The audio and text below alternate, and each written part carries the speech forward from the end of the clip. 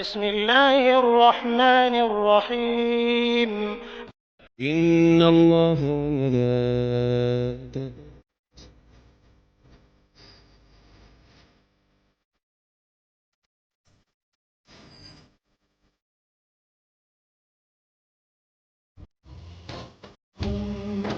صل على محمد وآل محمد. كنز الأسرار المدينة، كنز الأسرار المدينة، كنز الأسرار المدينة، كنز الأسرار المدينة.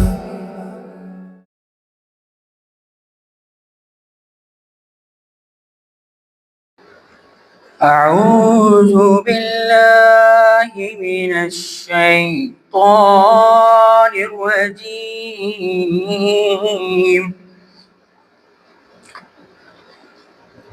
بسم الله الرحمن الرحيم. ألا إن أولياء الله لا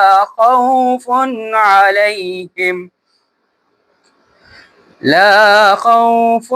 عليهم ولا هم يحزنون.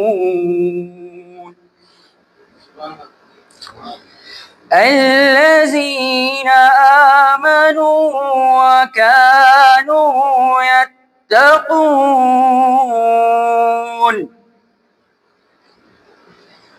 لهم البشرى في الحياة الدنيا وفي الآخرة لا تبديل لكلمات الله، ذلك هو الفوز العظيم.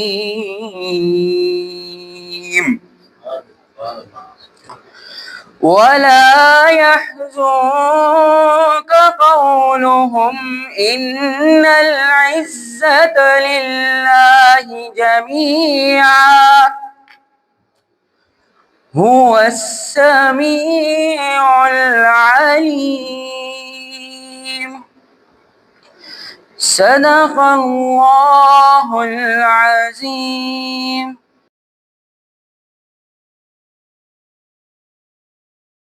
اللہ سبحان اللہ، میں خواہش کرتا ہوں کہ حضرت سے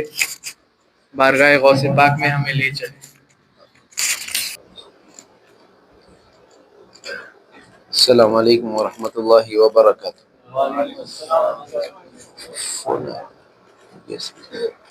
الحمد للہ رب العالمین، والصلاة والسلام على سید الانبیاء واشرف المرسلین وعلى آلہ وصحبہ اجمعین، اما بعد فقد قال اللہ تبارک وتعالی فی کلامہ القدیم وخطابہ العظیم، فأعوذ بالله من الشيطان الرجيم، بسم الله الرحمن الرحيم، ألا إن أولياء الله لا خوف عليهم ولا هم يحزنون، صدق الله مولانا العظيم وصدق رسوله النبي الكريم، ونحن على ذلك لمن الشاهدين والشاكرين والحمد لله رب العالمين۔ اللهم صل على سيدنا ومولانا محمد وعلى آل سيدنا ومولانا محمد، معدن الجود والكرم، منبع العلم والحلم والحكم،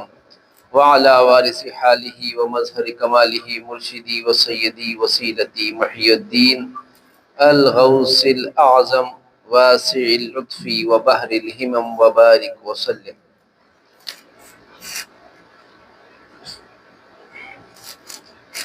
الحمدللہ، اللہ کا فضل عظیم ہے کہ رب کائنات نے یہ موقع عطا کیا کہ ہم سب ایک جگہ جمع ہو کر حضور پیران پیر سلطان الاولیاء برہان الاصفیاء نائب رسول اللہ قائل قول قدمی حاضی علی رقبتی کل ولی اللہ محبوب سبحانی،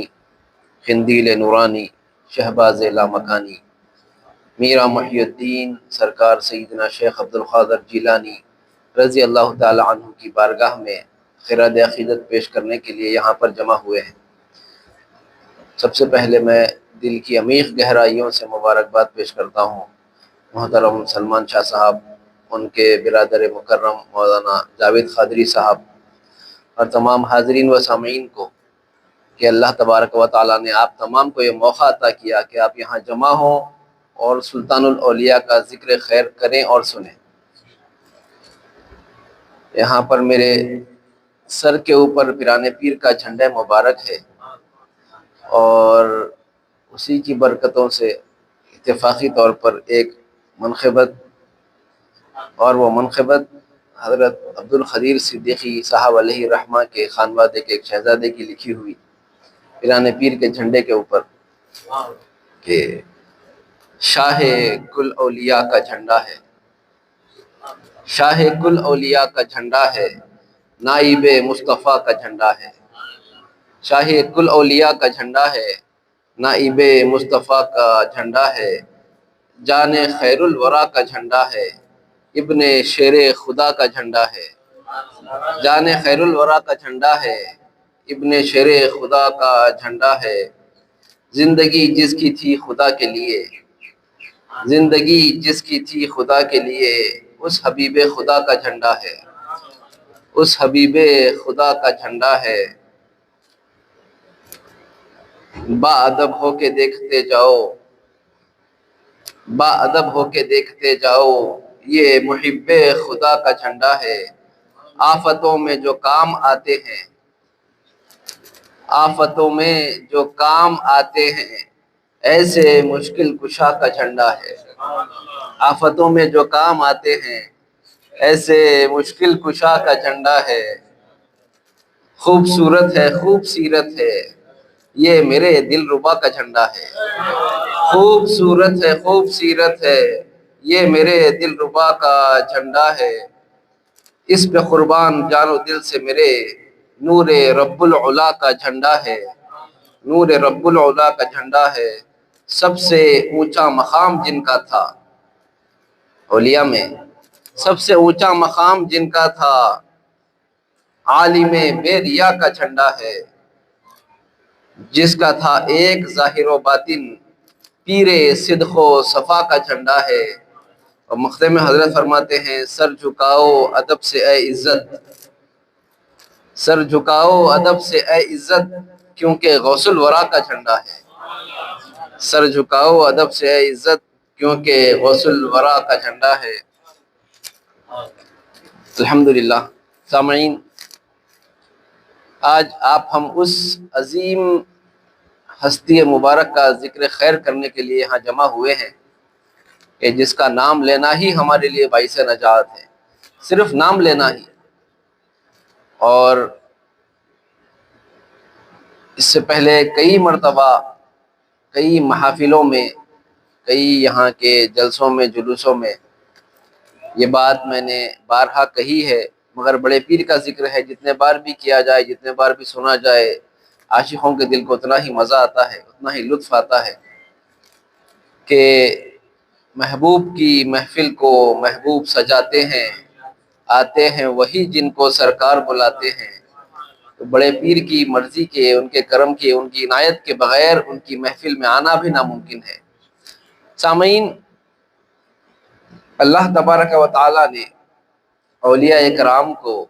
جو طاقتیں، جو عظمتیں، جو عنایتیں، جو علم، جو تقوی، جو طہارت عطا کی ہے، اس کی نظیر، اس کی مثال کائنات میں کہیں نہیں ملتی، کیونکہ اللہ تبارک و تعالیٰ کے وہ خاص بندے، وہ نیک بندے جو رب کا ذکر کرتے ہوئے، رب کی یاد میں، رب کی عبادتیں کرتے ہوئے، دنیا سے اپنے آپ کو بے تعلق کر کے صبح و شام صرف اللہ تبارک و تعالیٰ کا ذکر، اس کی عبادت، اس کی یاد میں اپنے آپ کو اتنا مشغول کر لیتے ہیں کہ رب کائنات انہیں معرفت کے وہ مقام عطا کرتا ہے، معرفت کے وہ مقام عطا کرتا ہے کہ پھر ان کی زبان سے جو نکل جائے وہی ہو جاتا ہے۔ پھر ان کی زبان سے جو نکل جائے وہی ہو جاتا ہے۔ روایتوں میں یہاں تک آیا ہے کہ اولیاء اعظام کی وہ ذات ہوتی ہے کہ ان کو رب کائنات مقام کن کی کنجی عطا کرتا ہے۔ اولیاء اللہ کی وہ ذات ہوتی ہے، وہ بندے جو عبادتوں کے ذریعے اپنے نفس کو، اپنی خواہشات کو، ہر چیز کو جو خدا کا غیر ہے اس کو جو فنا کر دیتے ہیں، تو رب کائنات مقام کن عطا فرماتا ہے۔ مقام کن کا مطلب یہ ہے کہ پھر اس کے بعد یہ بندے کسی کے تعلق سے کچھ دعا کر دیں یا کسی کے بارے میں کچھ کہہ دیں تو پھر وہ ہو جاتا ہے۔ سامعین، آج ہم ایسی ذات گرامی کا ذکر کرنے کے لیے بیٹھے ہیں کہ کائنات کے کل اولیاء جسے اپنا پیر، اپنا مرشد، اپنا شیخ، اپنا آقا، اپنا ماوا اور ملجا سمجھتے ہیں، اور یقین کے ساتھ، ایمان کے ساتھ سمجھتے ہیں۔ ایسا نہیں ہے کہ کوئی دکھاوے کے لیے بڑے پیر کو اپنا سلطان یا اپنا آقا کہہ دے، اس کے بعد بھی مقام ولایت پر باقی رہے، ایسا نہیں ہوتا۔ دل سے پیر ماننا ہے، دل سے ان کی ولایت کا اقرار کرنا ہے، اور دل سے اپنے آپ کو ان کی رعایا میں شامل کرنا ہے۔ پھر اس کے بعد جو عطائیں ہوتی ہیں، جو نظر عنایت ہوتی ہے، جو کرم ہوتا ہے، وہ لامحدود ہے اور نہ اس کی کوئی مثل ہے نہ مثال ہے۔ سامعین، آج کے اس پرفتن دور میں ہم دیکھ رہے ہیں کہ انٹرنیٹ کے دور میں نئے نئے فتنوں کے ذریعے ہمارے ایمان پر حملہ کیا جا رہا ہے۔ خاص طور سے دارالعلم کی محفل میں نے کہا تھا، آپ حضرات اس میں سے کچھ تھے، کہ آج ہمارے انٹرنیٹ پر وہ ویڈیوز دکھائے جاتے ہیں کہ جس میں کچھ ہماری درگاہوں میں جو غیر شرعی عمل ہو رہے ہیں، کچھ مقامات پر، سب جگہ نہیں، کچھ مقامات پر اس کی ویڈیو لے کر کچھ ہمارے سو کالڈ مسلم فرقے جو ہیں ان ویڈیوز کو دکھا کر کہتے ہیں کہ بھائی دیکھو، ان حضرات نے دین میں کتنا خلط ملط کر دیا ہے کہ ان کی بارگاہوں میں عورتیں آتی ہیں، اپنے بال کھولتی ہیں اور خوال کچھ پڑتا ہے، یہ چیخیں مارتی ہیں، اور پھر کہیں دیکھا جا رہا ہے کہ بزرگوں کے ہاتھ چومنا، پاؤں چومنا یہ رسول اللہ سے بھی ثابت ہے۔ مگر بسا اوقات حد سے زیادہ ہم دیکھ رہے ہیں ویڈیوز میں کہ پیر صاحب کرسی پر بیٹھے ہیں اور مریدین اور معتقدین چاہنے والے آ رہے ہیں، اور تقریباً 1 میٹر یا آدھا میٹر دور انہیں مکمل طور پر سجدہ کیا جا رہا ہے۔ یہ ویڈیوز دکھائے جاتے ہیں، دکھا کر بتایا جاتا ہے کہ بھئی یہ لوگ وہ مشرکین کے سردار ہیں جو اپنے آپ کو پیر، شیخ اور مرشد کہتے ہیں۔ دیکھو ان کے سامنے ان کے چاہنے والے سجدہ کر رہے ہیں، خبروں کو سجدے کیے جا رہے ہیں، ان کے پیروں کو، مرشدوں کو سجدے کیے جا رہے ہیں، اور ان کے مزارات پر عورتیں آتی ہیں، لہو لعاب ہوتا ہے۔ اس وجہ سے ان مشرکین سے اور ایسے بدعتی لوگوں سے اپنے آپ کو دور رکھا جائے اور بچایا جائے۔ اور پھر اس کے بعد قرآن کی وہ آیتیں پڑھی جاتی ہیں، اور سے سنیں جو کہہ رہا ہوں، قرآن کی وہ آیتیں پڑھی جاتی ہیں جو کافروں کے لیے نازل ہوئی تھی، اور اس میں یہ خطاب تھا کہ تم جن پتھروں کو خدا سمجھتے ہو اور خدا جانتے ہو، وہ پتھر نہ تمہاری مدد کر سکتے ہیں، نہ تمہاری آواز سن سکتے ہیں، بلکہ قرآن میں یہ الفاظ بھی آئے ہیں کہ نہ وہ ایک مکھی پیدا کر سکتے ہیں، نہ ایک مچھر پیدا کر سکتے ہیں، نہ اپنی جگہ سے حرکت کر سکتے ہیں، نہ وہ بات کر سکتے ہیں، نہ تمہاری بات سن سکتے ہیں۔ تم ایسوں کو تم خدا بنائے بیٹھے ہو، اور ایسوں کو تم اپنا ماوا اور ملجا سمجھ بیٹھے ہو۔ یہ آیتیں پڑھ کر جب ہمارے کسی انٹر فرسٹ ایئر کے، سیکنڈ ایئر کے، گریجویشن فرسٹ ایئر کے بچے کو بتایا جاتا ہے تو ہمارا بچہ 1-2 منٹ تو دور کی بات 5-10 سیکنڈ میں ڈھیر ہو جائے گا۔ 5 سے 10 سیکنڈ میں ہمارا بچہ ڈھیر ہو جائے گا۔ بھئی قرآن سامنے ہے، انگلش کا ترجمہ لے لو، اردو کا ترجمہ لے لو، اگر ہندی کا، تیلگو کا آتا ہے تو وہ پڑھ لو، فارسی کا آتا ہے تو وہ پڑھ لو۔ ترجمہ تو آیت کا یہی ہو رہا ہے کہ تم جن پتھروں کو خدا سمجھتے ہو اور خدا کے برابر لا کر کھڑا کر رہے ہو، یہ تو ایک مکھی بھی پیدا نہیں کر سکتے، یہ تو ایک مچھر بھی پیدا نہیں کر سکتے، اور تم انہیں اپنا معبود بنائے بیٹھے ہو۔ تم کس گمان میں جی رہے ہو؟ کیا تمہیں مرنا نہیں ہے؟ آخرت کے دن تم اٹھائے نہیں جاؤ گے۔ اور قرآن فرماتا ہے ان الشرک لظلم عظیم، سب سے بڑا گناہ جو ہے وہ شرک ہے، اور تمہاری قوم تو یہی کر رہی ہے۔ اب 2-3 سوال جب ہماری قوم کے بیچ میں ڈال دیے جاتے ہیں تو ہمارا بچہ 1-2 منٹ کے اندر ہی ڈھیر ہو جائے گا۔ ایک تو وہاں ہوگا، دوسرا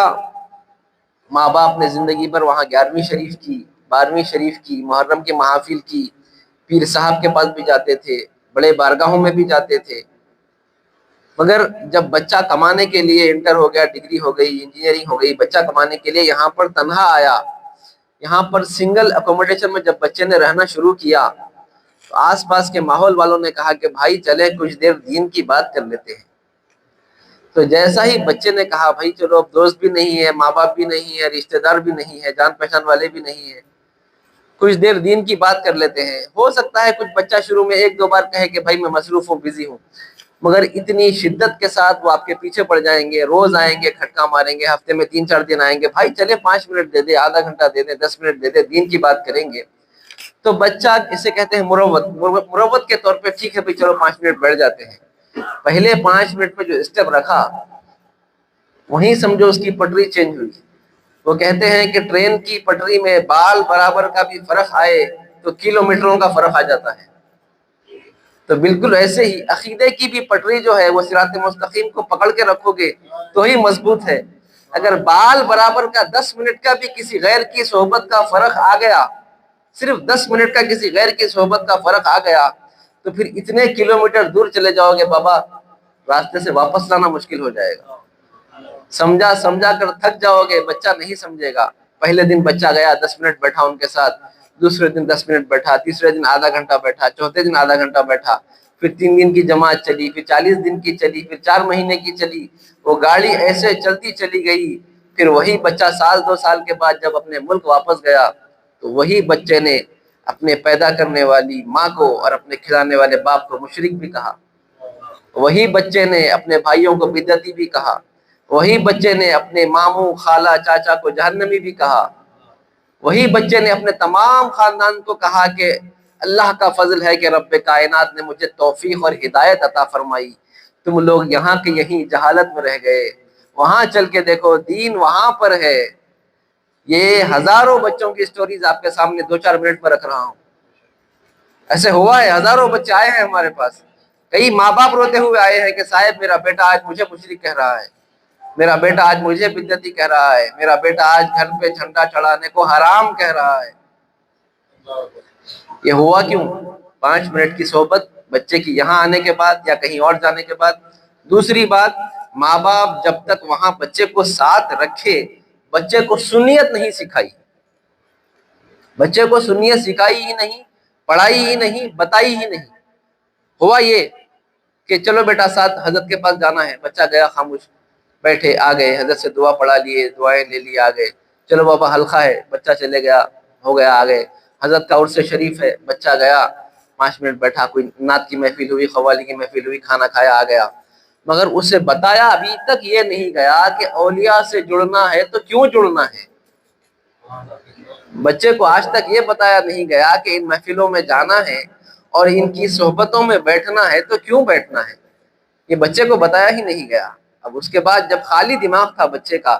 جب یہاں آیا بچہ تو اس کے دماغ میں جب ڈالا گیا دین کے نام پر اور قرآن کی وہ آیتیں پڑھ کر کے بابا تمہارے باپ، تمہارے والد صاحب جو ہے فلاں صاحب کے پاس جاتے ہیں، فلاں شیخ کے پاس جاتے ہیں، فلاں درگاہ پہ جاتے، تو وہ تو بڑا شرک اور بدعت کر رہے ہیں، بچہ پوچھے گا وہ کیسے، تو قرآن کی 2 آیت پڑھ دیں گے۔ اب جیسے ہی آیت پڑھی، بچے کو یہ نہیں معلوم کہ آیت کا شان نزول کیا ہے، آیت کہاں نازل ہوئی تھی، کس پس منظر میں نازل ہوئی تھی، جس وقت آیت نازل ہوئی تھی کیا بیک گراؤنڈ تھا، آیت میں خطاب کس سے کیا جا رہا ہے، آیت میں خطاب کس سے کیا جا رہا ہے۔ پھر نمبر 2، آیت میں جس بارے میں ڈسکس ہو رہا ہے اس کا اصل موضوع اور ٹاپک کیا تھا، کچھ بھی نہیں پتا بچے کو، صرف عام ترجمہ اگر بتا دیا گیا، بچہ 2 منٹ میں آپ کے ہاتھ سے نکلا۔ تو سب سے پہلے ہمیں اپنے بچوں کو، اپنی قوم کو، اپنی اولادوں کو، اپنے چھوٹوں کو یہ سکھانا ہے کہ ان اولیاء سے جڑنا ہے تو کیوں جڑنا ہے، کیوں جڑنا ہے۔ قرآن کہتا ہے وَكُونُوا مَعَ الصَّادِقِينَ، ان لوگوں کے ساتھ ہو جاؤ۔ قرآن کہتا ہے اہدنا الصراط المستقیم، یا اللہ ان لوگوں کا راستہ چلا، صراط الذین انعمت علیہم، جس پر تیرا انعام ہوا ہے۔ قرآن کہتا ہے ان اللہ هو مولاه وجبریل وصالح المؤمنین، اللہ تمہاری مدد کرتا ہے، جبرائیل تمہاری مدد کرتے ہیں، اور اللہ کے ولی تمہاری مدد کرتے ہیں۔ جب یہ آیتیں پڑھ کر بچے کو سمجھایا جائے گا بیٹا اولیاء سے جڑنا، اولیاء سے تعلق رکھنا یہ قرآن نے ہی ہمیں بتایا ہے، اور جو آیت تمہارے سامنے پڑھی جا رہی ہے جس کے ذریعے ہمیں مشرک ٹھہرایا جا رہا ہے، وہ آیتیں ہمارے لیے نازل ہوئی ہی نہیں ہیں، وہ آیتیں کفار سے خطاب ہو رہا ہے، کفار مکہ سے خطاب ہو رہا ہے، اور ان سے بات کی جا رہی ہے کہ یہ تم جن بتوں کو پرستش کرتے ہو وہ بت تمہیں کوئی فائدہ نہیں دیں گے، اور جسے تم اللہ کے برابر کھڑے کرتے ہو، جس کے ذریعے تم اللہ کی ذات میں شرک کرتے ہو، یہ تمہیں کوئی فائدہ نہیں دے گا۔ تو سامعین، یہ تمام باتیں سب سے پہلے ہمیں اپنی اولاد کو سکھانی ہے، بتانی ہے کہ سنیت ہے کیا، اور سنیت کے ذریعے ہم اپنی قوم کو، اپنے بچوں کو کس طرح سے اپنے بچوں کا ہم دین بچا سکتے ہیں، اپنے بچوں کا ہم،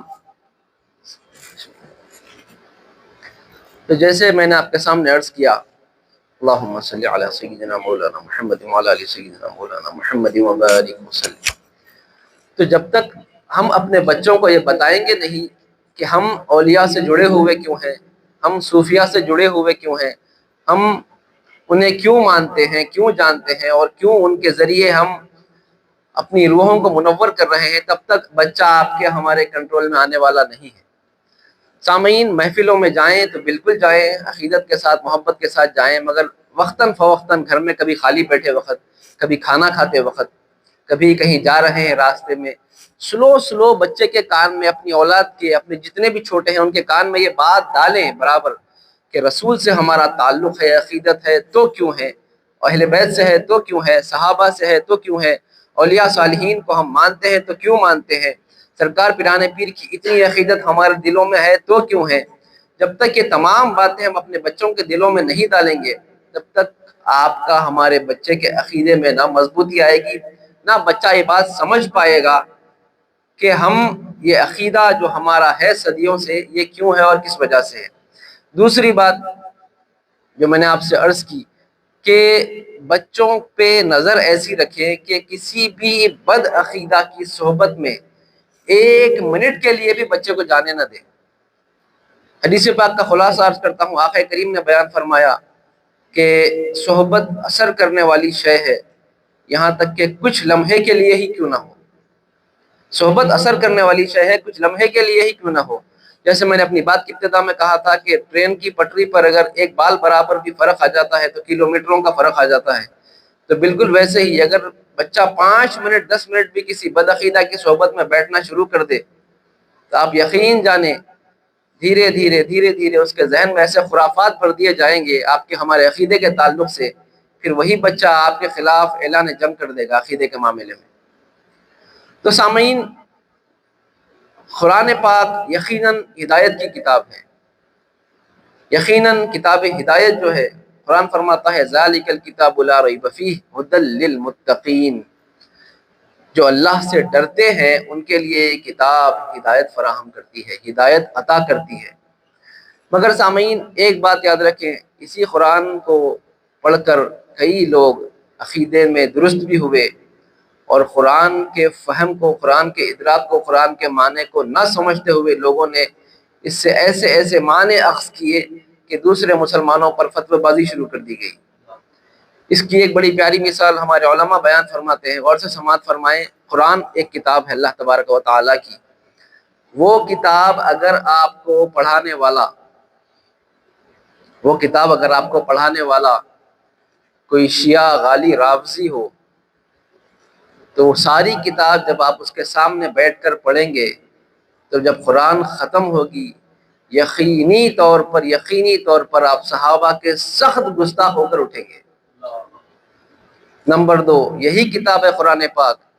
آپ کسی بد عقیدہ، میں جماعت کا نام نہیں لوں گا، آپ کسی بد عقیدہ کے ساتھ سامنے بیٹھ کر پڑھیں گے، ساری قرآن ترجمے کے ساتھ اس بد عقیدے نے آپ کو پڑھائی، جیسا ہی قرآن ختم ہوئی آپ کا عقیدہ اتنا بگڑ چکا ہوگا کہ آپ نہ رسول پاک کی شان کو مانیں گے، نہ عظمتوں کو مانیں گے، نہ نہ صحابہ کو مانیں گے، نہ اولیاء کو مانیں گے، نہ صالحین کو مانیں گے۔ یہی کتاب قرآن پاک آپ کسی قادیانی کے ساتھ بیٹھ کر پڑھیں گے، کسی قادیانی کو استاد بنا کر اگر آپ پڑھیں گے یہی کتاب، جب کتاب ختم ہوگی پوری کتاب پڑھیں گے تو معاذ اللہ ثم معاذ اللہ نخل کفر نہ باشد، آپ کہیں گے کہ یقیناً غلام احمد قادیانی میں نبوت کی تمام صفتیں پائی جاتی ہیں۔ یہی کتاب آپ کسی دہریے کے ساتھ بیٹھ کر پڑھیں گے تو آپ کا عقیدہ ایسا ہو چکا ہوگا کہ جس کے تعلق سے آپ شان و گمان بھی نہیں کر سکتے۔ تو سامعین، کتاب وہی ہے، کتاب کے الفاظ بھی وہی ہے، کتاب کے اوراق بھی وہی ہے، کتاب کی برکتیں بھی وہی ہے، سب کچھ وہی ہے، صرف جس کو آپ نے اپنا شیخ، اپنا استاد، اپنا مرشد چننے میں گڑبڑ ہو گئی تو پورے عقیدے بگڑ گئے۔ صرف چننے میں گڑبڑ ہو گئی، کتاب تو وہی تھی قرآن پاک، مگر ترجمہ تمہیں اس طریقے سے پڑھایا جائے گا کہ تم کہو گے کہ بھائی یہی جو میرے استاد صاحب نے پڑھایا یہی ترجمہ صحیح ہے۔ تو سامعین، نہ قرآن میں کوئی نقص ہے، نہ قرآن اتارنے والے میں کوئی نقص ہے، نہ کوئی قرآن لانے والے میں نقص ہے، مگر اب آپ کو ہم کو دیکھنا ہے کہ ہم جس کو شیخ، مرشد، پیر، اپنا مولوی صاحب، اپنا مفتی صاحب چن رہے ہیں اس کا عقیدہ کیا ہے۔ جب تک یہ آپ سمجھداری کے ساتھ، عقل مندی کے ساتھ آپ اس کا احاطہ نہیں کریں گے کہ میں پڑھ کس سے رہا ہوں، تب تک یہ باتیں آپ کے شان و گمان اور آپ کے ذہن میں آنے والی نہیں ہیں۔ آپ گستاخ اولیاء ہو کر اٹھیں گے، گستاخ رسول ہو کر اٹھیں گے، گستاخ اہل بیت ہو کر اٹھیں گے اگر کسی بد عقیدہ کے ساتھ بیٹھ کر قرآن پڑھیں گے۔ تو سامعین، بڑی اہم باتیں کر رہا ہوں، یہ محفل سمجھو آپ درس و تدریس کی محفل ہے کہ پیران پیر نے جو ہم کو عقائد بتائے ہیں، پیران پیر نے اپنے خطبات میں جو ہمیں سکھایا ہے، جو بتایا ہے، وہ شان تو بہت اعلیٰ و عرفہ ہے، مگر میں صرف اس کے چند نکات بیان کرنے کی سعادت حاصل کروں گا۔ سامعین، پیران پیر کے ارشادات، پیران پیر کا مقام اور پیران پیر کے ذات مبارکہ آپ کے ہمارے عقلوں سے کئی کروڑ گنا اونچی ہے۔ وہ ذات ہماری نہ سمجھ میں آنے والی ہے، نہ ہماری فہم میں آنے والی ہے۔ پیران پیر خود ارشاد فرماتے ہیں کہ اللہ تبارک و تعالی ارشاد فرماتا ہے وَيَخْلُقُ مَا لَا تَعْلَمُونَ، کہ میں ایسی چیز پیدا کروں گا جسے تم نہیں جانتے۔ پیران پیر فرماتے ہیں میں انہی میں سے ہوں جنہیں تم نہیں جانتے، میں انہی میں سے ہوں جنہیں تم نہیں جانتے۔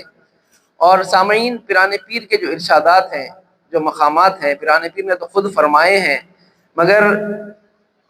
پیران پیر سے توسل حاصل کرنا، سرکار شیخ عبد القادر جیلانی کی بارگاہ میں اپنے آپ کو ایک ادنا غلام کی حیثیت سے پیش کرنا،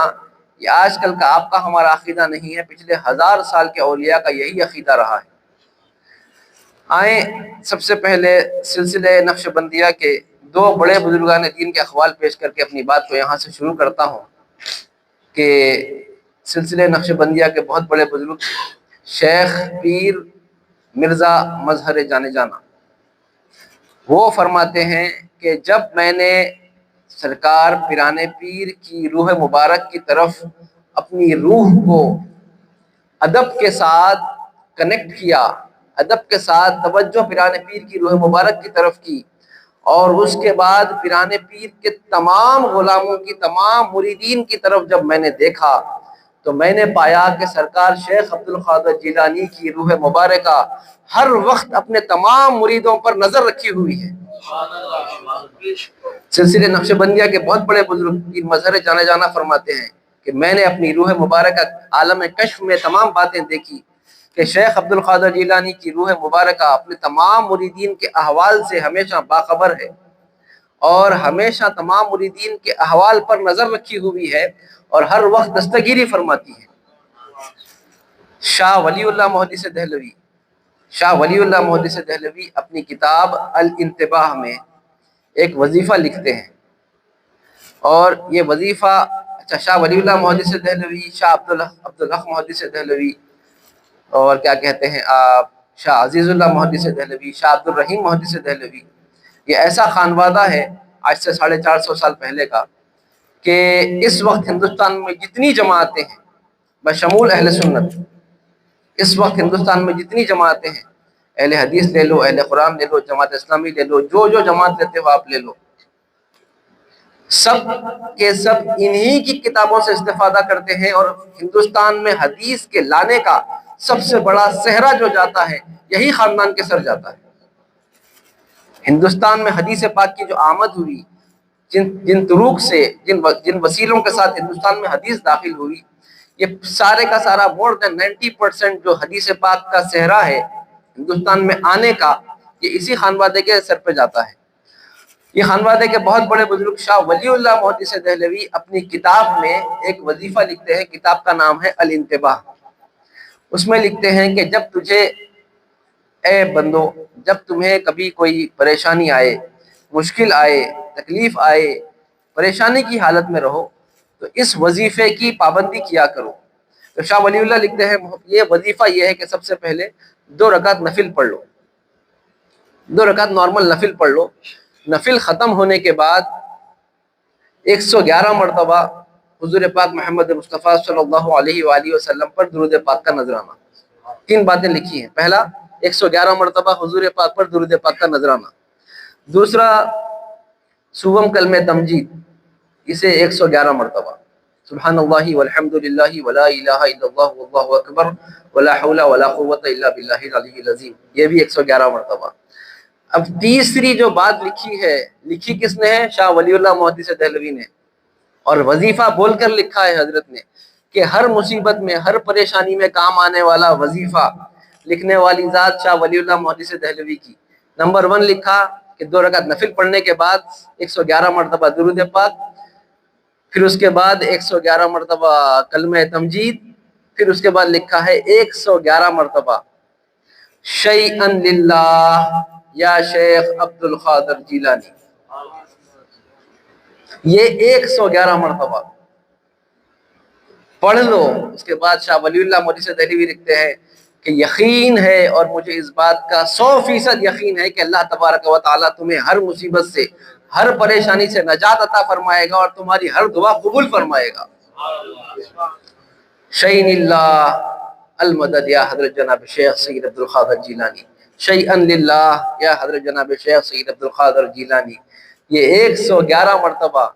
پہلے درود پاک، اس کے بعد سبحان اللہ والحمد للہ، اس کے بعد شیئن للہ یا حضرت جناب شیخ سید عبد القادر جیلانی۔ تو پیران پیر کی ذات مبارکہ یہ ہے کہ ان کے نام کا وظیفہ بنا کر پڑھنا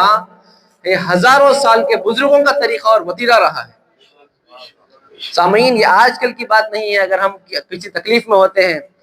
المدد یا غوث اعظم، المدد پیران پیر یا شیخ عبد القادر جیلانی، جو ہمارے زبان سے بے اختیار نکل جاتا ہے، پیر کو مدد کے لیے پکارتے ہیں، یہ ہمارا 30 سال 50 سالہ 100 سالہ عقیدہ نہیں ہے، 1000 سال سے تمام صوفیاء اولیاء اللہ کا وظیفہ ہی یہی ہے۔ اور میرے برادر مکرم رضوان پاشا صاحب کا ایک بڑا پیارا شعر ہے کہ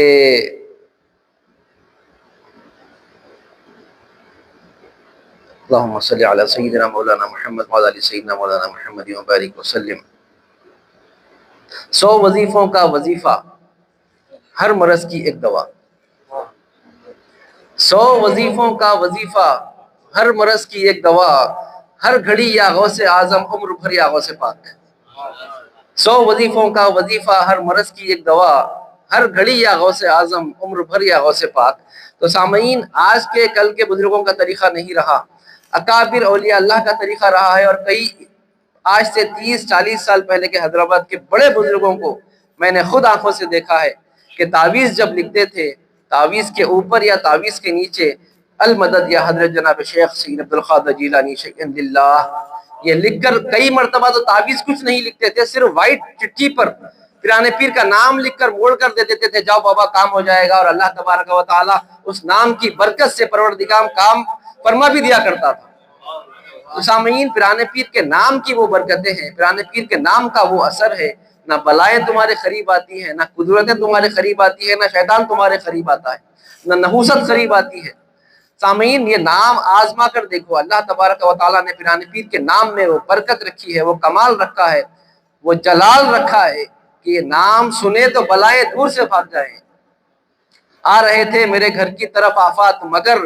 دور سے بھاگ گئے دیکھ کے جھنڈا تیرا۔ آ رہے تھے میرے گھر کی طرف آفات، مگر دور سے بھاگ گئے دیکھ کے جھنڈا تیرا۔ تو تو پیران پیر کا جھنڈا ہم جو گھروں پہ لگاتے ہیں یہ ایسے ہی نہیں لگاتے سامعین، یہ ہمارا عقیدہ ہے، یہ ہمارا ایمان ہے کہ پیران پیر کے جھنڈے کی برکت ایسی ہے کہ وہ جھنڈا بھی اگر بلائیں آفتیں دور سے دیکھتی ہے تو دور سے ہی پلٹ جاتی ہیں، کہ اس کے اوپر جس کا ہاتھ ہے وہ مولا علی مشکل کشا کا شہزادہ ہے، وہ نور نبی مصطفیٰ صلی اللہ علیہ وآلہ وسلم کا نور عین ہے، فاطمہ الزہرا کی آنکھوں کا تارا ہے، حسنین کریمین کے علم کا وارث ہے، کمال کا وارث ہے۔ سامعین، سرکار پیران پیر کی وہ ذات مبارکہ کہ آنے والوں کے دلوں کا حال جاننا، روایتوں میں آتا ہے کہ ایک بغداد کے بہت بڑے تاجر جن کا نام ابو غالب تھا، ان کا ایک بیٹا کئی سالوں سے، بہت سالوں سے اندھا بھی تھا اور اتنا زیادہ سخت بیمار تھا کہ وہ اپنی جگہ سے حرکت بھی نہیں کر پاتا۔ وہ کئی حکیموں کے پاس گئے، کئی ڈاکٹروں کے پاس گئے علاج کے لیے، مگر کچھ نہ ہو سکا۔ آخری میں انہیں کسی نے مشورہ دیا کہ تم سرکار شیخ عبد القادر جیلانی کی بارگاہ میں جا کر معروضہ پیش کرو۔ تو ان میں اتنی بھی ہمت نہیں تھی کہ ڈائریکٹ جا کر بات کر سکے، بہت گھبراتے ہوئے آئے، آ کر کہا کہ حضور، اور بات کرنے کا طریقہ دیکھیں آپ، آ کر کہا کہ حضور، سلام کیا، اس کے بعد کہا کہ حضور آپ کے نانا جان کا طریقہ اور سنت رہی ہے کہ جب بھی کوئی دعوت دیتا تھا تو ہمیشہ اس کی دعوت قبول فرماتے اور تشریف لے جاتے۔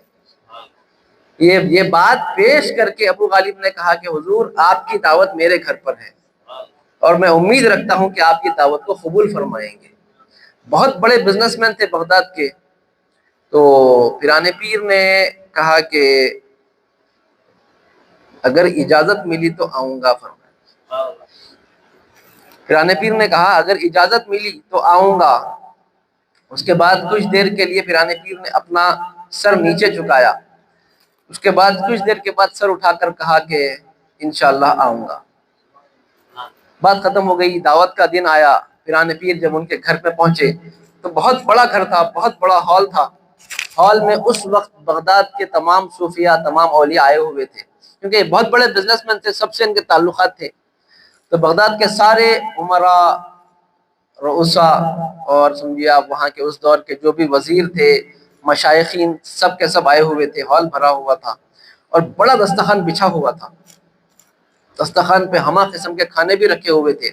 ہر قسم کے کھانے بھی رکھے ہوئے ہیں پیران پیر کی دعوت میں۔ پیران پیر آئے، سب اٹھ کر کھڑے ہوئے، سب سے ملاقات ہوئی۔ اس کے بعد آ کر پیران پیر جو ایک صدارت کی کرسی تھی اس پر آپ بیٹھ گئے۔ بیٹھنے کے بعد وہ جو ابو غالب صاحب تھے جس کا یہ گھر تھا، ان کے کچھ نوکر ایک بڑا صندوق اٹھا کر لے کر آئے اور دسترخوان کے کونے پہ، ہال کے جو کونے پہ دسترخوان ختم ہو رہا تھا وہاں پر کونے میں وہ صندوق کو آپ نے رکھ دیا۔ اس کے بعد حضرت ابو غالب صاحب جو بھی تھے وہ آئے اور پیران پیر کے بازو کھڑے ہو گئے، کھڑے ہو کر کہا کہ حضور بسم اللہ کیجئے، کھانا تناول فرمائیے۔ تمام بڑے بڑے صوفیاء اولیاء بیٹھے ہوئے ہیں، مگر پیران پیر نے کچھ دیر کے لیے پھر اپنی گردن نیچے کی طرف جھکا دی،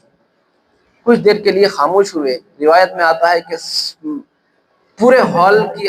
ہال کا عالم یہ تھا کہ مجمع اتنی خاموشی سے بیٹھا ہوا تھا، صرف سانسوں کی آواز آ رہی تھی۔ کچھ دیر کے بعد پیران پیر نے اپنی گردن اٹھائی، اٹھا کر کہا کہ دسترخوان کے کونے پہ وہ جو ایک صندوق رکھا ہوا ہے وہ لے کر آؤ۔ حسب الحکم وہ صندوق لا کر پیش کیا گیا۔ پیران پیر نے کہا کھولو۔ کھولا گیا تو دیکھا کہ اس میں ایک 10-12 سال کا ایک لڑکا لیٹا ہوا ہے جس کی آنکھیں مکمل طور پر اندھی ہیں اور اتنی بیماریاں اسے لپٹی ہوئی ہیں کہ اپنی جگہ سے حرکت بھی نہیں کر سکتا۔ تو جیسے ہی کھولا گیا پیران پیر نے دیکھا، دیکھ کر کہا قم بإذن اللہ معافاہ، اللہ کے حکم سے شفا یاب ہو کر اٹھ کر کھڑا ہو جا۔ روایتوں میں آتا ہے جیسے ہی وہ پیران پیر کے زبان مبارک سے یہ الفاظ نکلے قم بإذن اللہ معافاہ، اللہ کے حکم سے اٹھ کر کھڑا ہو جا، اچھائی کے ساتھ، خیر کے ساتھ، شفا کے ساتھ، لڑکا ایک لمحے میں اٹھ کر کھڑا ہوا اور بھاگنا شروع کیا۔ جیسے ہی لڑکے نے بھاگا، پیران پیر اپنی کرسی سے اٹھے، اٹھ کر ہال سے باہر نکلے، اپنے گھر کی طرف چلے گئے۔ یہ منظر جب صوفیاء اکابر اولیاء نے دیکھا، کسی نے کپڑے پھاڑے، کسی نے چیخیں مارنا شروع کر دی۔ سارے بغداد کو پتا تھا کہ یہ تاجر کا بیٹا کئی سالوں سے بیمار پڑا ہوا ہے۔ صرف زبان پاک سے نکلنا قم بإذن اللہ معافیٰ، بندہ اٹھ کر کھڑا بھی ہوتا ہے، بھاگنا بھی شروع کر دیتا ہے، اور پیران پیر بغیر کچھ کھائے وہاں سے چلے گئے. گویا کہنے کا مقصد یہ تھا تو نے جس کام کے لیے ہمیں یاد کیا تھا وہ کام ہو گیا، اب ہم چلتے ہیں. تو نے جس کام کے لیے ہمیں بلایا تھا وہ تیرا کام ہو گیا، اب ہم چلتے ہیں. سامعین، روایت میں آیا ہے صرف یہ منظر دیکھ کر صوفیاء کرام نے جو اٹھ کر وجد کے عالم میں اپنے کپڑے پھاڑنے شروع کیے، ساری محفل میں 3 جنازے نکلے. صرف وجد کے عالم میں لوگوں کی روح پرواز ہو جایا کرتی تھی. پیران پیر کی محفل کا عالم یہ تھا، ہر تقریر میں، روایت میں آتا ہے ہر تقریر میں 70,000 سے 1 لاکھ کا مجمع، ہر مجلس میں کم از کم 20 سے 25 جنازے اٹھتے تھے. ہر خطاب کے اختتام تک لوگوں کے دلوں پر وہ وجدانی کیفیت طاری ہوتی، وہ ارشادات کی کیفیت طاری ہوتی، وہ احکامات کی کیفیت طاری ہوتی، وہ توکل کی کیفیت طاری ہوتی، وہ صبر کی کیفیت طاری ہوتی، وہ شکر کی کیفیت طاری ہوتی، اور روح کے ایسے بلند مقام پر پہنچ جاتے ارواح کے کہ لوگوں کی روحیں فنا ہو جاتی، لوگوں کی روحیں پرواز کر جاتی. ہر مجمع میں 20 سے 25 جنازے اٹھتے پیران پیر کے. سامعین، پیران پیر کے ارشادات کا یہ عالم تھا، یہ مقام و مرتبہ تھا کہ 99% لوگ تو پیران پیر کے خطبات سننے کے لیے آتے، فیض حاصل کرنے کے لیے آتے،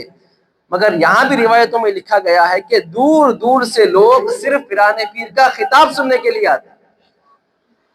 دوسرا، دور دور سے لوگ خاص طور سے پیران پیر کی کرامتیں دیکھنے کے لیے آتے. کرامتیں اتنی زیادہ مشہور ہو گئی تھیں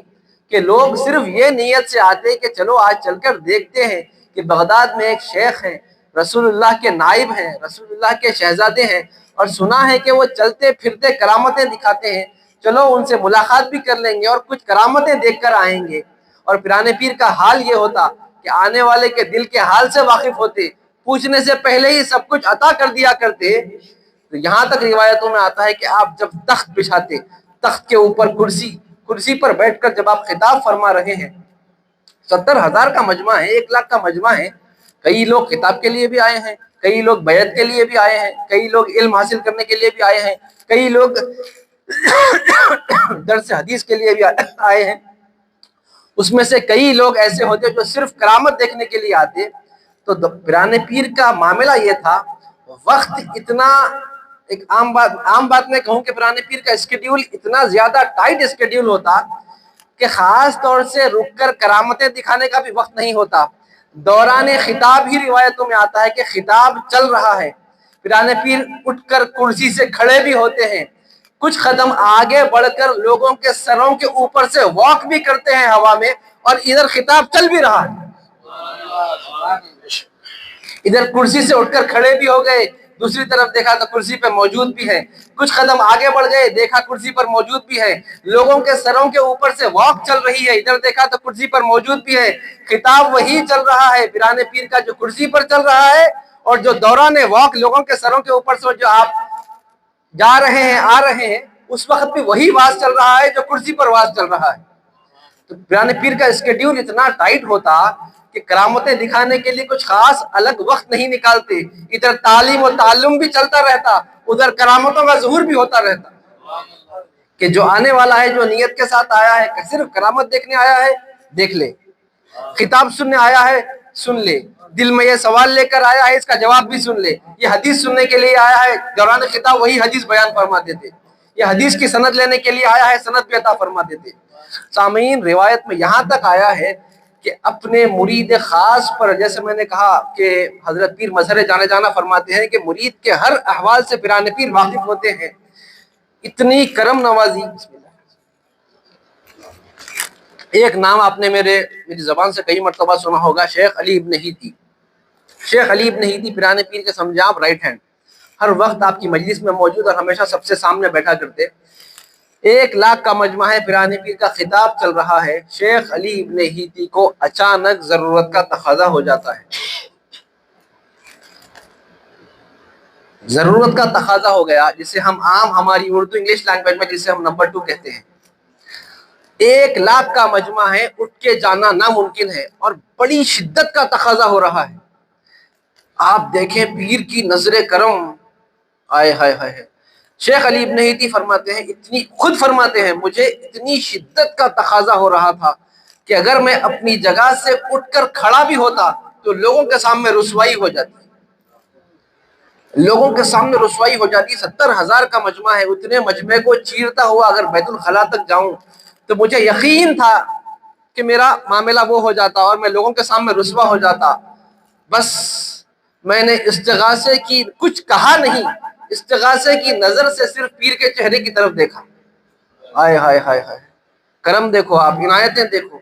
خطاب چل رہا ہے، تقریر چل رہی ہے، 70,000 کا مجمع ہے، اس میں سے کون کون کس نظر سے پیر کے چہرے کی طرف دیکھ رہا ہے پیرانے پیر یہ بھی جانتے ہیں۔ فرماتے ہیں شیخ علی ابن ہیتی پیرانے پیر کے مرید خاص رائٹ ہینڈ فرماتے ہیں کہ میں اسٹیج کے نیچے بیٹھ کر صرف ایک تکلیف پریشانی اپنی آنکھوں میں لے کر صرف پیر کے چہرے کی طرف دیکھا، جیسے ہی چہرے کی طرف دیکھا مجھے نیند آ گئی، مجھے نیند آ گئی اور میں نے خود کو اپنے آپ کو ایک گھنے جنگل میں پایا، بازو نہر بہ رہی ہے، جیسے ہی اپنے آپ کو جنگل میں پایا میں ضرورت سے فارغ ہوا، بالکل بازو ندی تھی، اپنے آپ کو صاف کیا، اس کے بعد وضو کیا، 2 رکعت نفل پڑھی۔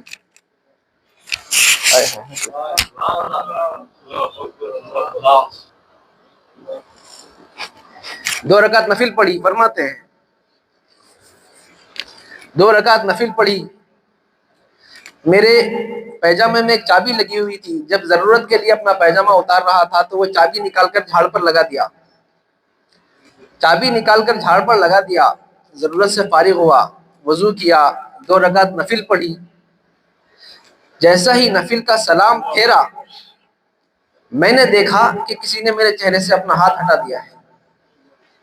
ایسا نفل کا سلام پھیرا، اس کے بعد دیکھا مجھے پھر ایسے کچھ محسوس ہوا کہ کسی نے میرے چہرے سے اپنا ہاتھ ہٹا دیا ہے۔ جیسے ہی پھر آنکھ کھلی تو اپنے آپ کو اسی محفل میں اسی جگہ پایا، اپنے پیٹ کو ہاتھ لگا کر محسوس کرتا ہوں تو ضرورت کا تقاضا ختم ہو گیا ہے، اپنے ہاتھوں کو اٹھا کر دیکھتا ہوں تو وضو کا پانی لگا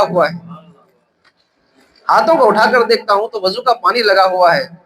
سمجھ گیا کہ دستگیری ہو گئی، کرم ہو گیا، عنایت ہو گئی، خاموش ہو گیا،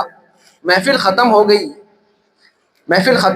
70,000 لوگوں نے ملاقات کی، سب اپنے اپنے گھر چلے گئے۔ میں قریب جا کر کچھ عرض کرنا چاہ رہا تھا، جیسے ہی میں میرے سرکار کے پیرانے پیر کے قریب گیا میرا کان پکڑ کر فرمائے کہ بابا جب تک ہم زندہ ہیں اس کرامت کے بارے میں کسی کو نہیں کہنا، جب تک ہم زندہ ہیں اس کرامت کے بارے میں کسی سے ذکر نہیں کرنا۔ فرماتے ہیں بلاد عجم کی طرف پھر میرا سفر ہوا، 1 مہینے کی مسافت کے بعد پھر وہی جنگل نظر آیا۔ میں نے ذہن میں سوچ رہا ہوں یہ جنگل میرا دیکھا بھالا ہے، جا کر دیکھا وہاں پر تو میرا جو پیٹ کا فضلہ تھا اس کا کچھ حصہ ابھی بھی پڑا ہوا تھا، جھاڑ پر دیکھا تو میری چابی ٹنگی ہوئی تھی۔ پیرانے پیر فرماتے ہیں بابا جب تک ہم زندہ ہیں اس کرامت کا ظہور کسی سے نہ کرنا۔ شیخ علی ابن ہیتی فرماتے ہیں میں نے اس وجہ سے کیا پیرانے پیر کی وفات کے بعد کہ جب بھی کائنات میں کوئی پیرانے پیر کی کرامتیں لکھے گا تو کہیں یہ کرامت مس نہ کر دے، اس وجہ سے پیرانے پیر کی وفات کے بعد میں نے ایک کرامت لوگوں کو بتائی کہ تیرے بولنے سے پہلے تیرے اوپر کیا بیت رہی ہے پیر جانتے ہیں، صرف اپنے دل کو، اپنی آنکھوں کو، اپنی روح کو پیر کی طرف متوجہ کر دے، پھر اس کے بعد دیکھ کیسی دستگیری ہوتی ہے، کیسی مدد ہوتی ہے۔ آپ نے سنا ہوگا کئی مرتبہ کہ پیرانے پیر وضو فرما رہے ہیں، عصر کا وقت ہے، وضو فرماتے فرماتے اپنے پاؤں میں سے اپنی ایک چپل نکالے، اپنا کھڑاوا نکال کر آپ نے ہوا میں اڑایا، کچھ دیر کے بعد دوسرا کھڑاوا ہوا میں اڑایا، معاملہ کیا ہے کسی میں پوچھنے کی ہمت نہیں۔ 23 دن کے بعد 23 دیز کے بعد ایک قافلہ بغداد آتا ہے، آ کر پیرانے پیر کی بارگاہ میں نذرانے پیش کرتا ہے، نذرانوں کے ساتھ ساتھ وہ دونوں کھڑا میں پیرانے پیر کی چپلیں بھی پیش کرتا ہے۔ اس وقت مریدین نے پوچھا کہ تمہارے پاس یہ چپل آئی کہاں سے پیرانے پیر کی؟ تو کہا کہ ہم فلاں جنگل سے ہم سفر کرتے ہوئے بغداد کی طرف آ رہے تھے، ایک ڈاکوؤں کے قافلے نے ہم پر حملہ کر دیا، ہمارا سامان لوٹ لیا اور کچھ لوگوں کو ہمارے پاس سے شہید بھی کر دیا۔ جب ہم قصبہ پرسی کے عالم میں کونے میں بیٹھ کر رو رہے تھے اس وقت پیرانے پیر کے ایک مرید ہمارے ساتھ موجود تھے، انہوں نے اس وقت ندا دی تھی یا حضرت جناب شیخ سید عبدالقادر جیلانی شیخ للہ المدد پیرانے پیر۔ جب یہ صدا دی تو ہم نے دیکھا کہ ہوا میں ایک کھڑاوا اڑتا ہوا آیا آ کر ایک سردار کے سر پہ لگا وہ وہیں پر ختم ہوا، اور اتنی بڑی آواز کے ساتھ آیا، جس طرح سے میں عام زبان میں کہوں کہ ایک میزائل آتا ہے، اتنی بڑی آواز کے ساتھ ایک کھڑاوا آیا، سردار کے سر پہ لگا، وہ ختم ہوا، دوسرا آیا اس کے سر پہ لگا، وہ ختم ہوا۔ تو سامعین، پیرانے پیر کی ایسی کرامت ہے کہ تم دنیا میں جہاں کہیں رہو، بس اپنے پیر کی طرف اپنی روح کو، اپنی توجہ کو ہمیشہ وہاں پر مبذول رکھو، حاضر رکھو، تو پھر دیکھو کیسی دستگیری، کیسی عطا، کیسی کرامت اور کیسی عنایتیں ہوتی ہیں۔ سامعین، سرکار پیرانے پیر کا جو مقام و مرتبہ ہے سلسلہ نقشبندیہ کے، جسے ہم سب سے بڑے بزرگ کہتے ہیں، مجدد الفسانی، مجدد الفسانی اپنی مکتوبات کی جلد نمبر 56 میں لکھتے ہیں کہ آدم علیہ السلام سے لے کر، غور سے سماعت فرمائیں، مجدد الفسانی شیخ احمد سرہندی اپنی مکتوبات جلد 56 میں لکھتے ہیں کہ آدم علیہ السلام سے لے کر محمد مصطفیٰ صلی اللہ علیہ وآلہ وسلم کے زمانے تک جتنے ولی پیدا ہوئے اور جتنے ولیوں کو ولایت کا مقام عطا کیا گیا، وہ مولا علی کرم اللہ وجہہ الکریم کے دست مبارک سے عطا کیا گیا۔ آدم علیہ السلام سے لے کر محمد مصطفیٰ صلی اللہ علیہ وآلہ وسلم تک تمام اولیاء کو جو مقام دیا گیا، جو مقام عطا کیا گیا، وہ مولا علی کرم اللہ وجہہ الکریم کے دست مبارک سے عطا کیا گیا۔ مولا علی کرم اللہ وجہہ الکریم کے زمانے کے بعد وہ مقام و مرتبہ تمام ائمہ اہل بیت میں تقسیم ہوتا رہا، مگر جب سرکار شیخ عبد القادر جیلانی پیرانے پیر کی ذات مبارکہ جلوگر ہوئی، تو پیرانے پیر کی پیدائش کے دن سے لے کر امام مہدی کے آنے تک اب ولایت کی عطا کرنے کا جو مقام ہے، یہ سرکار پیرانے پیر کو ہی عطا کیا گیا۔ اب کائنات میں آپ دیکھ رہے ہیں 1000 سال ہو گئے، اب آپ جانتے بھی نہیں ہیں کہ امام مہدی کی تشریف آوری کب ہوگی۔ تب تک کائنات میں جو بھی ولی بنے گا، اس کے سر پر ولایت کا تاج جس کے ہاتھ، جس کے دست مبارک سے رکھا جائے گا، وہ ذات پیرانے پیر کی ہوگی۔ سامعین، پیرانے پیر کی ذات مبارکہ ایسی ہے کہ آپ پیرانے پیر کا ذکر، پیرانے پیر کا تصور تو بہت بڑی بات ہے، صرف ان کا نام بھی لے لیں تو آپ کی ہماری کائنات بن جاتی ہے۔ اس کو بھی پیر مظہر جانے جانا ایک اور ایک بات لکھتے ہیں، اور اس کو شاہ ولی اللہ نے بھی نقل کیا ہے۔ کیا نقل کیا ہے؟ کہ اللہ تبارک و تعالی نے شیخ عبد القادر جیلانی رضی اللہ تعالی عنہ کی روح مبارکہ کو وہ طاقت، وہ مقام و مرتبہ عطا کیا ہے کہ جس طریقے سے آپ کی طاقت، آپ کا مقام و مرتبہ ظاہری طور پر جب آپ دنیا میں زندہ تھے، تو جو آپ کے پاور، جو آپ کی کرامتیں، جو آپ کی قوت، جو آپ کا علم تھا، آپ اپنی قبر شریف میں بھی بالکل اسی علم، اسی طاقت، اسی قوت اور اسی تصرفات کے ساتھ جلوہ فرمائیں۔ یہ لکھتے کون ہیں؟ شاہ ولی اللہ بھی لکھتے ہیں، اور شاہ عبداللہ نے بھی یہی بات کو لکھا ہے کہ پیرانے پیر اپنی قبر شریف میں جلوگر ایسے ہے جیسے ظاہری حیات مبارکہ میں جلوہ کرتے ہیں۔ پیرانے پیر کی ذات مبارکہ اپنی قبر شریف میں بھی بیٹھ کر آج تمہاری ہماری دستگیری کرتی ہے، یہ ہمارا یقین ہے، ہمارا ایمان ہے۔ تو ان کی نام کی محفلیں سجانا اور پیرانے پیر کا نام لے کر اپنی روح کو، اپنے ذہن کو اور اپنے قلب کو منور کرنا، یہ آپ کے ہمارے لیے بہت بڑی باعث سعادت ہے۔ سامعین، پیرانے پیر کے پاس تعلیمات میں سے ایک بات عرض کر کے اپنی بات کو ختم کروں۔ ایک بہت بڑے تاجر پیرانے پیر کے پاس آئے، آ کر کہا کہ حضور میرے پاس بہت زیادہ مال ہے، میں لوگوں میں بانٹنا بھی چاہتا ہوں، تقسیم بھی کرنا چاہتا ہوں، مگر میں اتنا نہیں جانتا کہ کون اس مال کا مستحق ہے اور کون اس مال کا مستحق نہیں ہے۔ میرے پاس پیسہ ہے، بہت زیادہ پیسہ ہے، اور میں لوگوں میں بانٹنا بھی چاہتا ہوں، مگر میں چاہتا ہوں کہ میں آپ کو دے دوں، آپ جس کو بانٹنا چاہیں آپ بانٹ دیں، کیونکہ آپ جانتے ہیں کہ کون غریب ہے، کون اس چیز کا مستحق ہے اور کون اس چیز کا مستحق نہیں ہے۔ پیرانے پیر نے کہا ایک کام کر، تو اپنے ہاتھ سے خود بانٹ، اور اس کو بھی بانٹ جو مستحق ہے اور اسے بھی بانٹ جو مستحق نہیں ہے۔ رب تبارک و تعالیٰ اس کے بدلے میں تجھے وہ چیزیں عطا کرے گا جس کا تو مستحق تھا اور جس کا تو مستحق نہیں تھا، رب تجھے وہ تمام چیزیں عطا کرے گا۔ تو پیرانے پیر فرماتے ہیں بانٹ، خرچ کر، کھلا، اور کھلانے کے تعلق سے پیرانے پیر فرماتے ہیں اللہ تبارک و تعالیٰ کی عطا کردہ تمام نیک کاموں میں سب سے بہترین کام یہ ہے کہ اللہ کی مخلوق کو کھانا کھلایا جائے۔ اللہ کی مخلوق کو کھانا کھلایا جائے۔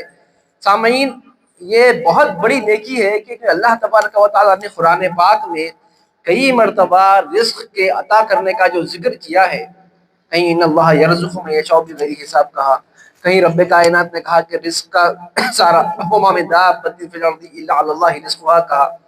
کہیں کہا رب کائنات نے کہ تم اپنے آپ کو اور اپنی اولاد کو نماز کے لیے پابند کر لو، تم سے ہم رزق کا سوال نہیں کرتے، رزق ہم عطا کرنے والے ہیں۔ کہیں فرمایا نحن نرزقک، ہم تمہیں رزق عطا کرتے ہیں۔ تو رزق کا معاملہ رب کائنات نے خاص اپنے ذمہ کرم پر رکھا ہے۔ پیران پیر وہی فرماتے ہیں کہ رب کائنات اس چیز کو جو سب سے زیادہ پسند فرماتا ہے وہ ہے کہ اس کے بندوں کو کھانا کھلایا جائے۔ اور آقا کریم سے بھی سوال کیا گیا کہ آقا بہترین اسلام، بہترین دین کون سا ہے؟ آقا نے ارشاد فرمایا کہ اچھی بات کیا کرو اور لوگوں کو کھانا کھلایا کرو۔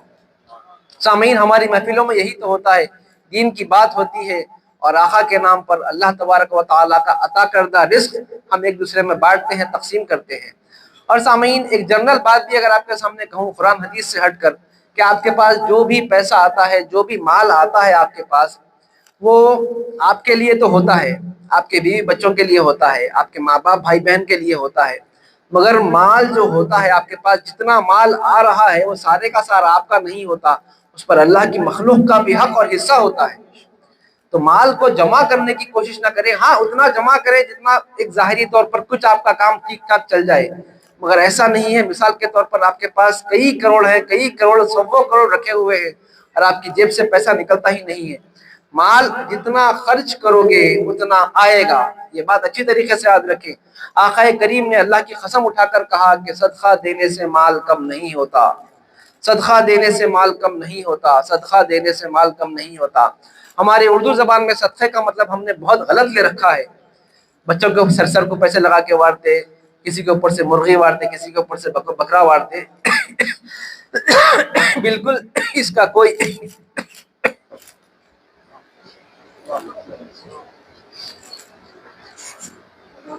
نہ اسلامی کانسیپٹ ہے نہ تصور ہے۔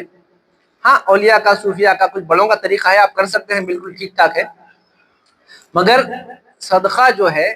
صدقہ کسی بری چیز کا نام نہیں۔ حدیث پاک کا ایک خلاصہ پیش کرتا ہوں، ہر نیک عمل صدقہ ہے، ہر نیک عمل صدقہ ہے۔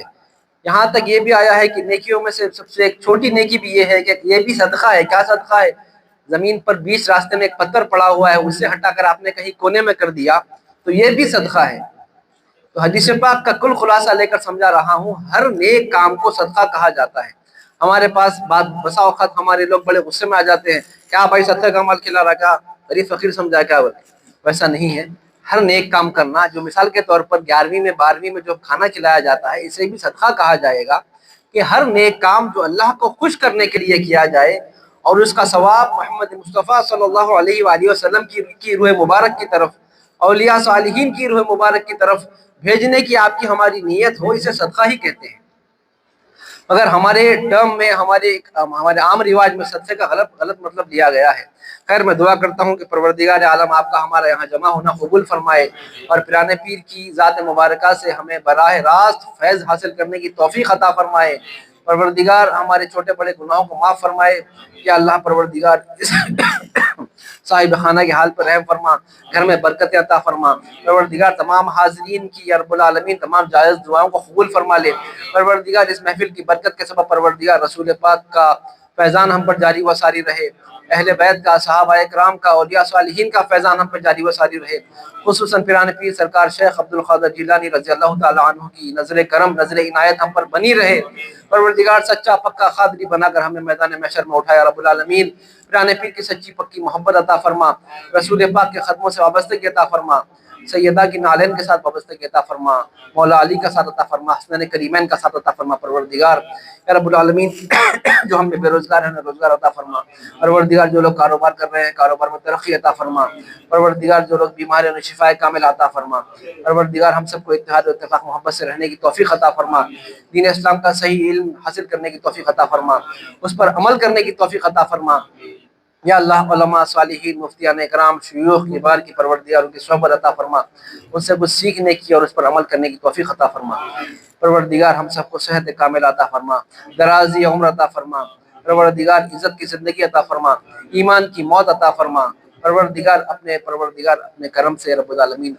اپنے فضل کے، اپنے رحم کے، اپنے عطا کے دروازے ہماری طرف کھول دے۔ یا اللہ کسی کا محتاج مت رکھ یا رب العالمین۔ یا اللہ اپنے خزانہ خاص سے خوب عطا فرما یا اللہ، یا اللہ اپنے خزانہ خاص سے خوب عطا فرما یا رب العالمین۔ وصلی اللہ تعالی وسلم علی خیر خلقہ محمد وعلی آلہ وصحبہ اجمعین برحمتک یا ارحم الراحمین والحمد للہ رب العالمین۔ صلی اللہ علی محمد صلی اللہ علیہ وسلم، صلی اللہ علی محمد صلی اللہ علیہ، صلی اللہ علی محمد صلی اللہ علیہ وسلم، صلی اللہ علی صلی اللہ یا نبی سلام علیکہ، یا رسول سلام علیکہ، یا حبیب سلام علیکہ، صلوات اللہ علیکہ، یا نبی سلام علیکہ، یا رسول سلام علیکہ، یا حبیب سلام علیکہ، صلوات اللہ علیکہ۔ طلع البدر علينا من ثنية الوداع، وجب الشكر علينا، وجب الشكر علينا، ما دعا لله داعي، يا نبي سلام عليك، يا رسول سلام عليك، يا حبيب سلام عليك، صلوات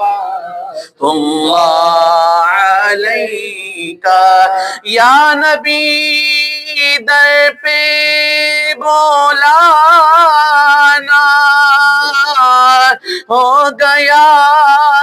دشمن زمانہ، اپنی امت کو بچانا، اپنی امت کو بچانا، قبر میں تشریف لانا، یا نبی سلام علیکہ، یا رسول سلام علیکہ، یا حبیب سلام علیکہ، صلوات علیکہ، واسطہ غوث الورا کا، واسطہ خواجہ پیا کا، واسطہ کل اولیاء کا، واسطہ کل اولیاء کا، غم نہ ہو روزے جزا کا، یا نبی سلام یا رسول سلام علیکہ، یا حبیب سلام علیکہ، صلوات اللہ علیکہ، والصلاة والسلام عليك يا سيدي يا رسول الله، الصلاة والسلام عليك يا سيدي يا نبي الله، الصلاة والسلام عليك يا خاتم رزق الله، الصلاة والسلام عليك يا زينة عرش الله وعلى آلك وأصحابك وأزواجك وذرياتك وأهل بيتك يا رسول الله. فسهل يا إلهي كل صعب بحرمة سيد الأبرار. ربنا آتنا في الدنيا حسنة وفي الآخرة حسنة وقنا عذاب النار. ربنا ظلمنا أنفسنا وإن لم تغفر لنا وترحمنا لنكونن من الخاسرين. ربنا آتنا ما وعدتنا على رسلك ولا تخزنا يوم القيامة إنك لا تخلف الميعاد. اللهم ارزقنا حج بيتك الحرام وزيارة روضة نبيك. اللهم ارزقنا رزقا حسنا واسعا حلالا طيبا بغير حساب. اللهم إنا نسألك علما نافعا وعملا متقبلا وشفاء كاملا ورزقا حلالا طيبا بغير حساب. وصلى الله تعالى وسلم على خير خلقه محمد وعلى آله وصحبه أجمعين برحمتك يا أرحم الراحمين والحمد لله رب العالمين. اللہ مبارک.